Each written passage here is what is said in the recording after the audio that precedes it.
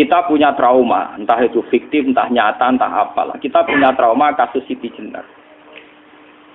Orang yang mendalami la ilaha illallah secara intensif, ya, entah itu disebut kalimat sodo, bosuluk, boseloko, mbah kono pokoknya. Orang yang memahami la ilaha illallah secara intensif, itu pasti menuju ilmu hakikat. Dan menuju ilmu hakikat pasti ngalami hakikat yang khoyali. Ini rungokno tenan iki. Hakikat yang nopo? Khoyali. Dan hakikat yang khoyali ini mulai menipu. Ya, kalau sudah begitu ruwet. Misalnya ngeten nggih. Ketika kula maca nggih diskusi ini utai perdebatannya kali jago mbek Siti Jenar. Saat itu ada Sunan Bonang juga. Kamu sujud pakai apa kali jaga? Ya pakai jasad. Dari Siti Jenar. Daging kamu itu hanya onggokan daging. Nanti itu jadi bangkai. Dan setelah jadi bangkai itu habis. Kamu nanti ditulis Tuhan tidak termasuk yang sujud. Kebuat yang mbok sujud itu bentek. Mikir kan juga. Rugi ke sujud mbek bathuk mbek tangan. Jasad tem sampean ku entek. Ora ana sing crita kowe nak sujud mergo jasad itu mbok sampean dadi bang.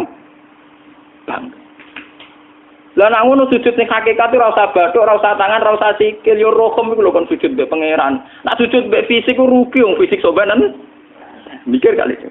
Wong bolak-balik kali Joko mantan wali preman terus jadi debat pusing. Siti Jenar tahu belajar tak tahu meneng Irak. Yang jelas yang mulang gak satem ora menangi. Wah, uang ini menjadi perdebatan. Sehingga keyakinannya kayak Siti Jenar, la ilaha illallah itu ya wahdatul wujud itu, innalillahi wa inna ilaihi. Selama ini kalau orang syariat misalnya, orang syariat itu kalau ada orang mati, misalnya Kak Ruhin mati, ini aku kan muni innalillahi wa inna ilaihi raji'un, saiki Ruhin wis mate. Mate itu balik ning pengen. Itu cara wong hakikat kan salah besar. Orang mati itu tidak ada. Cara ilmu hakikat dan orang mati itu tidak ada. Roh ini tersiksa di alam fisik. Jadi ruh ini tersiksa di alam fisik. Karena ketemu ning jasate ruh. Tersiksa dulu. Aku ape mangane kudu kerja piring Jepang tersiksa roh. Asal roti mau tersiksa. Misalnya kiai ape mangane dadak kudu pidato 2 jam bareng tersiksa. Roh kenapa? Tersiksa. Mergo roh ora buta mangan, ora buta ngombe, tapi gara-gara melok fisik. Paham ya? Lho ini tenang sih, ilmu kenapa rai bener. Lah kula boten. Sampeyan betul lho guru waras maksudnya nggih. Artinya waras secara akademik karena ada referensi, ada marojek nggih. Waras secara hakikat. Kula niku mau merasake sampeyan wis ilmu hakikat. Artinya saya juga ngalami ilmu hakikat. Lan ketika sing aran hikam wong ora tau muka safar ora usah jadi ulama. Entah sekian detik ulama itu harus pernah muka safar. Biar merasakan ilmu nopo ada. Tapi ilmu hakikat itu bisa dilogikakan sebelum sampai secara musyahadah. Paling enggak bisa sampai secara logika. Manusia itu mulai Nabi Adam sampai sekarang itu kan punya roh. Dan roh itu tidak makhluk. Ya, roh itu tidak makhluk. Ketika roh itu diletakkan di jasad, dia itu tersiksa. Karena ketika dia ke jasad fisik, namanya mengalami keterpisahan dengan yang abadi. Dia ini ning jasad fisik, tersiksa. Karena dia harus di alam yang kasat mata, alam mulki. Tersiksa. Ketika dia tersiksa, melok ruhin, akhirnya dia mangan kangelan, akhirnya lesu mangan. Padahal roh gak butuh mangan, perlu dicatat, roh gak butuh. Ya ora butuh gunung kidul barang, kan roh ora butuh rabi. Paham kan? Ya ora butuh putus cinta, ora butuh pegatan, ora butuh macam-macam. Paham? Tapi karena dia nemplek jasad sing butuh mangan, butuh rabi, butuh wedoan macam-macam. Akhirnya roh tersiksa. Suatu saat kalau roh ini dalam bahasa manusia mati, ini dalam bahasa manusia mati. Ini hakikatnya roh itu tidak mati, dia kembali ke habitatnya. Ini disebut innalillah. Kita ini dari awal ya dengan Allah. Wa inna ilaihi juga kemudian nanti kita pasti kembali ke Allah. Dan itu diyakini betul oleh orang wahdatul wujud. Jadi kalau roh mati itu ya tidak ada mati. Terus sekarang itu kembali karena sudah lama mengalami keterpisahan mergo melok fisik-fisik dak ono kerja dasinan, ono nggo proposal lan ruwet roh ku melok. Paham itu? Kita di roh ku napa melok ruwet. Lah roh ya tersiksa aku ora butuh mangan, ora butuh proposal bocah ngalor. Itu tersiksa. Makanya dalam cerita-cerita Jalaluddin Rumi yang otentik di kitab-kitab begitu. Ketika beliau mau meninggal, muridnya itu nangis. Dari Jalaluddin Rumi, kamu jangan nangisi saya ini mau pesta, saya ini mau pesta perkawinan. Kamu tidak merasakan penyesalan saya. Saya ini lama menyesal karena harus hidup bersama kamu.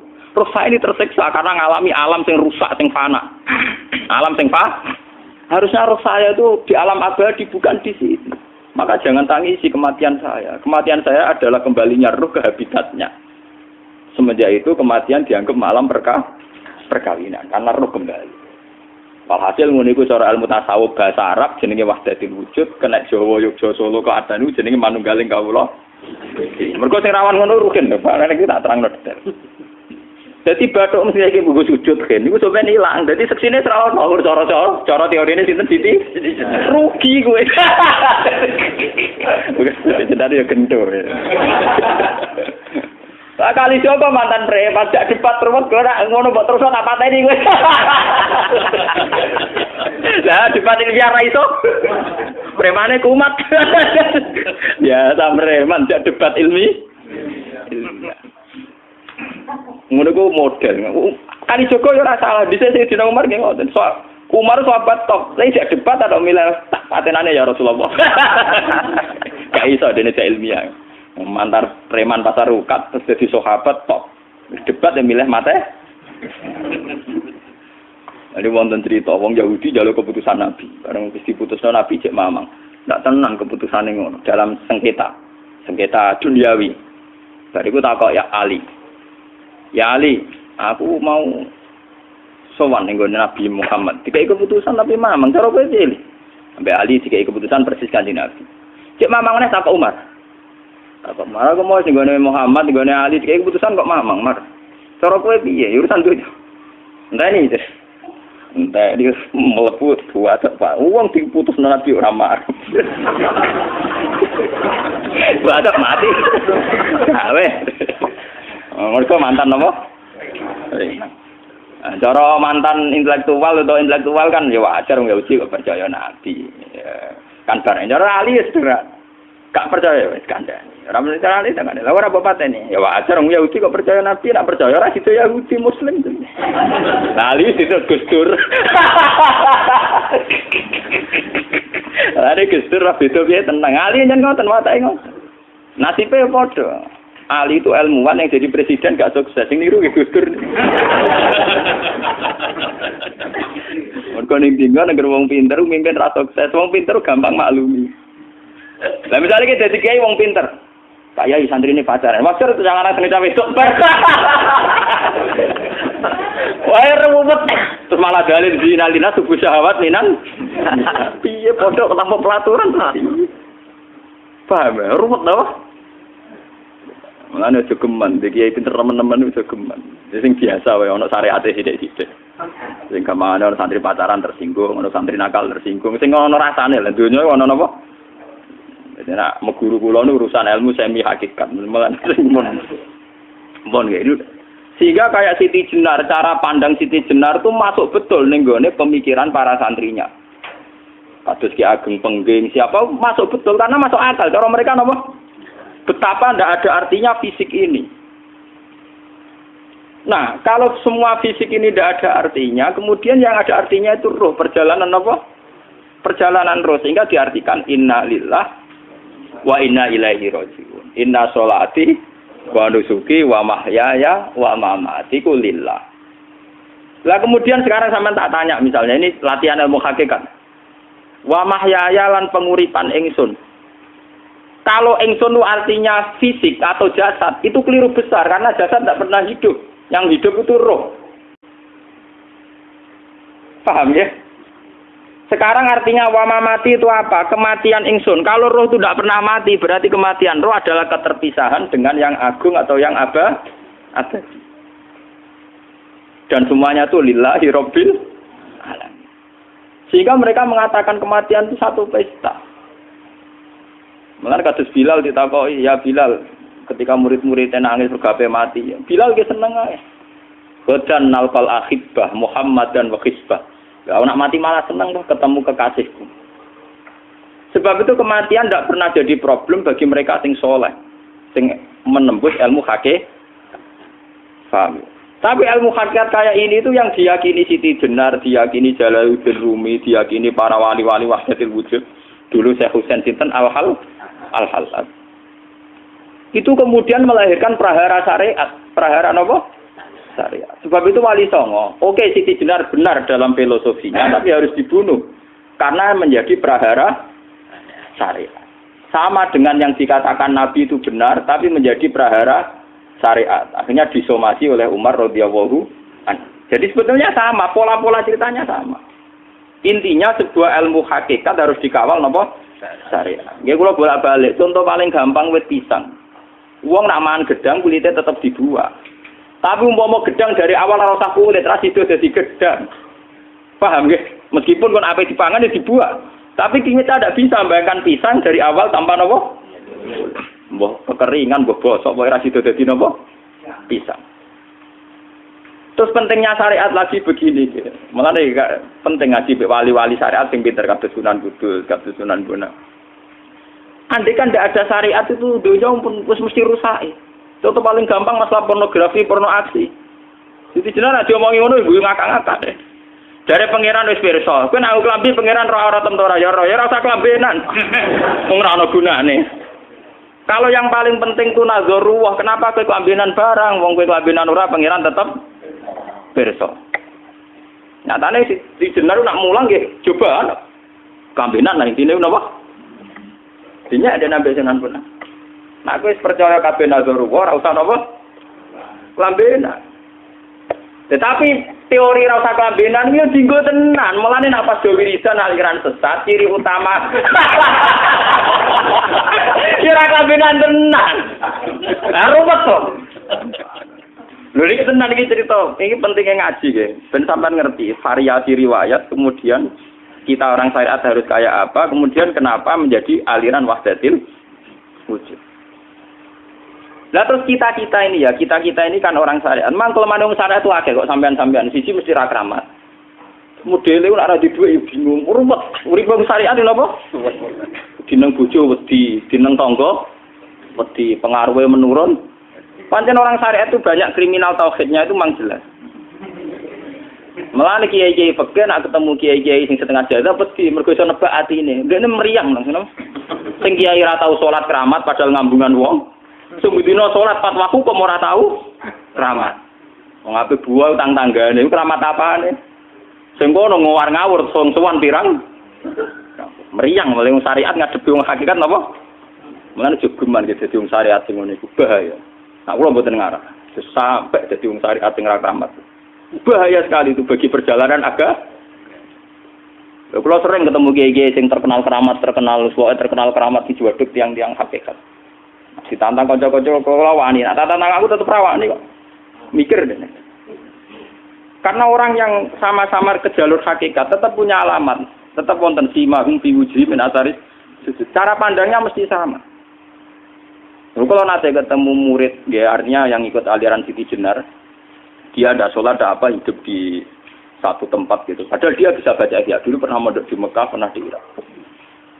Itu ya meresahkan para kiai. Kemudian sebagian mereka minta saya suruh ketemu. Ya walhasil kalau ketemu. Ketemu pertama gitu. Jenengan Gus Ba, tapi zaman roh jenengku tetep rata arani muka sapa. Nggih biasa mawon. Kula ora usah kenal jenengan nggih kenal. Dadi nggih kula biasa mawon. Lah niku pernah ngajar-ajaran. Saya Gus ning donya tak enteni mau turu ngenteni mati ngono Gus kok repot. Jawaban kula terus enak. Sampai ada wong hakikat wong ngenteni mati barang. Ya mati wis saiki iku. Rasa ngenteni saiki padha-padha wis napa? Wis mati. Ya saiki wis padha-padha wis urip. Wis padha kabeh. Nah cara ilmu hakikat kan terus sama semua. Napa? Sama semua. Tadi makanya itu tadi. Kalau baleni malih logika hakikat itu begitu ya. Roh itu ditiupkan oleh Tuhan ke kita. Kemudian roh karena ikut alam fisik, alam jasad, roh ngalami yang kita alami. Nggih. Ketika roh ngalami yang kita alami dia tersiksa. Nah, ketika roh sudah terpisah dari jasad yang mengekang, yang memenjara ini, dia senang terus kembali ke Tuhan. Ini disebut innalillahi wa inna ilaihi. Lah jasad ini kemudian menurut ilmu hakikat enggak ada gunanya sama sekali total. Hilang di telan tanah. Lah kalau begitu jasad iki nak mbok agul-agulan. Gusti bathuk kula tak nggo sujud tangan kula ndi buktine tanganem wis ora ana. Bathuk wis ora. Mulane dari Siti Jenar, hanya wali bodoh kayak kalian yang punya ajaran bodoh begitu. Malah rasupan terus. Mulane Sunan Kalijaga semangat kon mateni mergo tambah omongane glodro nduk ndi. Tapi yang enggak disadari Siti Jenar yaitu tadi. Inti dari ilmu hakikat itu kan tunduk sama kersane Tuhan. Kalau sudah tunduk pada kersane Tuhan, kalau kersane Tuhan roh kita harus di jasad. Dan wujud jasad kita ini juga karena kehendak Tuhan. Kenapa yang wujudnya jasad yang karena kehendak Tuhan engkau ingkari? Sementara wujudnya roh tidak kamu ingkari. Toh wujudnya jasad ya bi iradatillah wa bi masyiatillah. Wujudnya roh ya bi wujudit bi masyiatillah wa iro. Harusnya fungsi jasad juga harus kamu akui toh Siti Jenar. Wong sekarang kita punya jasad ya bukan karena kita, karena kehendak Allah. Kenapa kamu ingkari? Berarti kamu ingkari kehendak meneng Siti Jenar.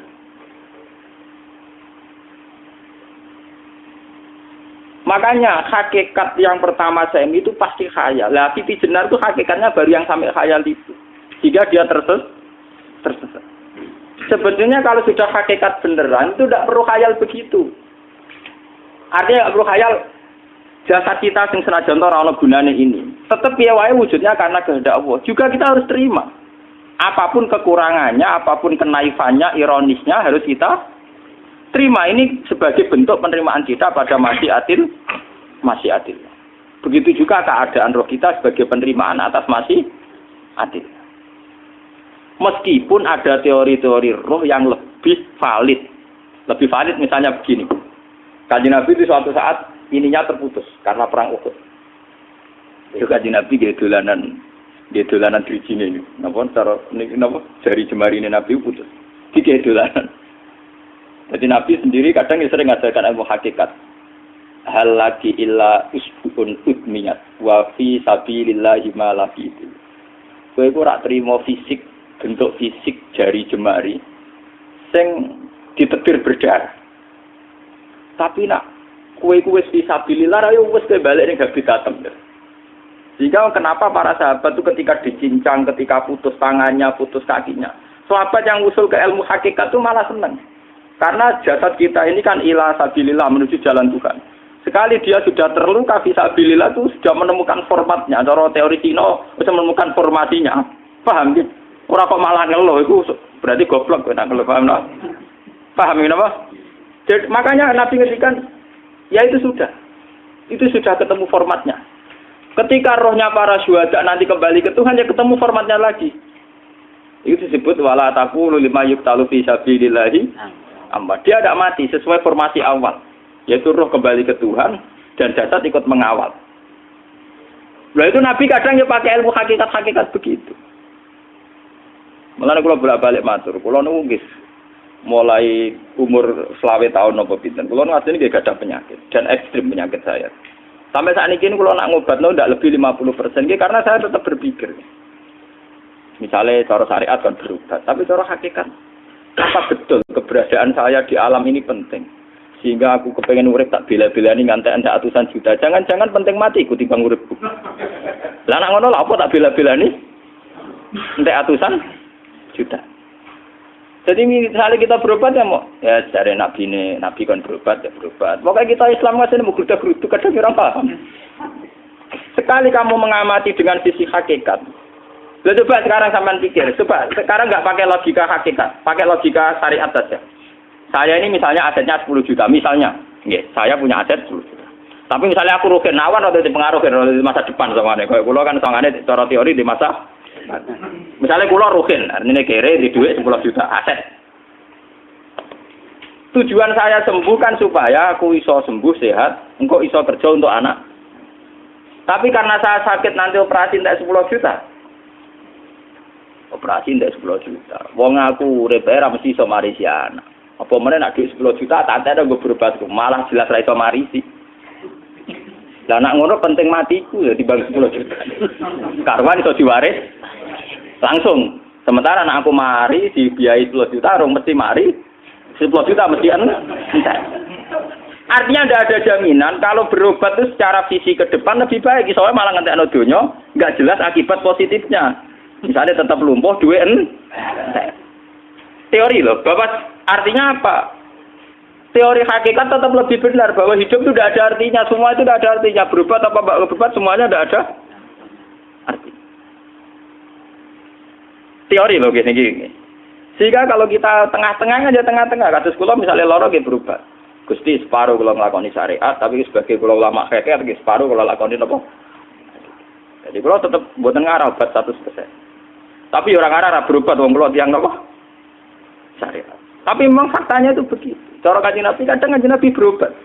Kadang Kanjeng Nabi wis nikine tercincang digeguyon. Wahal lagi illa usbuun udwiyat. Ora apa driji sing gak melok-melok. Nah, bukti bahwa jasadnya begitu tidak penting. Kayak Sayyid Hamzah. Menurut Sayyid Hamzah nganggep wahyu bentone ra karuan. Kalau teori Siti Jenar itu benar, teori Jalaluddin Rumi benar. Benar teorinya lho, ora kok ra salate lho nggih. Maksudnya kok nganut ra salate. Benar cara analisis roh. Ketika Sayyid Hamzah dinyatakan mati oleh manusia, oleh hukum manusia dinyatakan mati karena dia sudah tidak bergerak.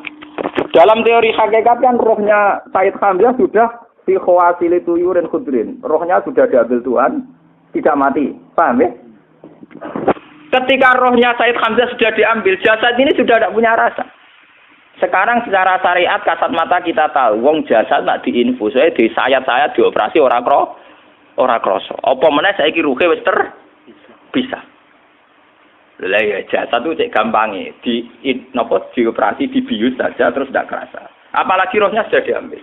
Nah saiki bayangkan, ketika Sayyid Hamzah itu sudah di atas, niku kira-kira delok wahsi ra wong bentuk. Lho wong kok baca igabus. Ketika jasad benar-benar tidak penting, kemudian jasadnya Sayyid Hamzah kan dicincang oleh wahsi. Ketika rohnya sudah diambil kan Hamzah tidak merasakan. Berarti Sayyid Hamzah guyu-guyu wahsi. Wahsi cek bentuk nih gabus dicincang. Paham ya? Lho niki tenan. Artinya ketika pandangan manusia iba kepada Sayyid Hamzah karena dicincang, dimutilasi oleh wahsi. Wahsi tidak mengalami Pak Sinten, Sayyid Hamzah tidak mengalami apa-apa karena rohnya sudah bersama Tuhan. Dan iso wae Sayyid Hamzah malah guyu-guyu wahsi. Cek gobloke. Gabus kok dicincang. Lah nak ngono rak mirip, makanya nggih. Dalam hal ini itu dalam teori roh itu sebetulnya Siti Jenar tidak sesat dalam teori roh. Tapi jangan katakan itu penemuannya Siti Jenar. Siti Jenar itu terlambat. Sebelum itu ada Husain Al-Khallas. Sebelum itu ada Jalaluddin Rumi. Sebelum itu juga ada sahabat, ada nabi. Cuma cara aplikasinya Siti Jenar melenceng. Jadi jangan katakan kok tak kampus-kampus. Iku pendapat Siti Jenar itu malah goblok meneng. Siti Jenar itu sanut, paham? Maksud apa? Wis sanut. Nah, teori yang sama terjadi pada Yesus Kristus. Ketika Yesus misalnya secara lahir dicincang, dimutilasi, diapakan oleh orang Yahudi. Sebetulnya rohnya dia sudah bersama Tuhan, kembali ke Tuhan Bapa, nah cara Kristen. Nah cara Islam ya balik ning pangeran. Andaikan itu iya, itu ya ada masalah karena hakikatnya dia tidak dicincang, tidak dibunuh. Andaikan iya lah, tentu menurut Islam yang dibunuh Yudas atau siapa itu yang masuk piala. Tapi sama sebetulnya teorinya sama. Kalaupun iya ada masalah. Oke, kalau misalnya Nabi Isa karena ada kontroversi menyangkut dia atau Yudas. Sekarang yang Zakaria dan ya. Zakaria itu dicincang betul oleh orang Yahudi, matinya dimutilasi. Tapi dia tidak apa-apa. Karena ketika beliau dicincang, rohnya sudah diambil. Ini rumah tenan kan, ben kira untuk kendel mati paham kan ya. Dadi maksudnya niku kula ajari nak mati itu tidak problem nggih. Niki kalau urip wedi lho. Dan ini bersamaan paham nggih. Kaitan la ilaha illallah ini nanti semuanya sama kaitan sama apa? La ilaha illallah. Ini nanti ujungnya sama dengan la ilaha illallah. Begitu juga seterusnya. Misalnya Yahya kalian sinten? Zakaria. Ketika Tuhan ditanya, jadi tenggene alam malakut pangeran ditakok, ya Allah, Yahya dan Zakaria itu kan hamba pilihan engkau. Ketika dicincang kok jenengan biarkan. Endi Yahya Zakaria dicincang? Aku iku ora goblok jare pangeran.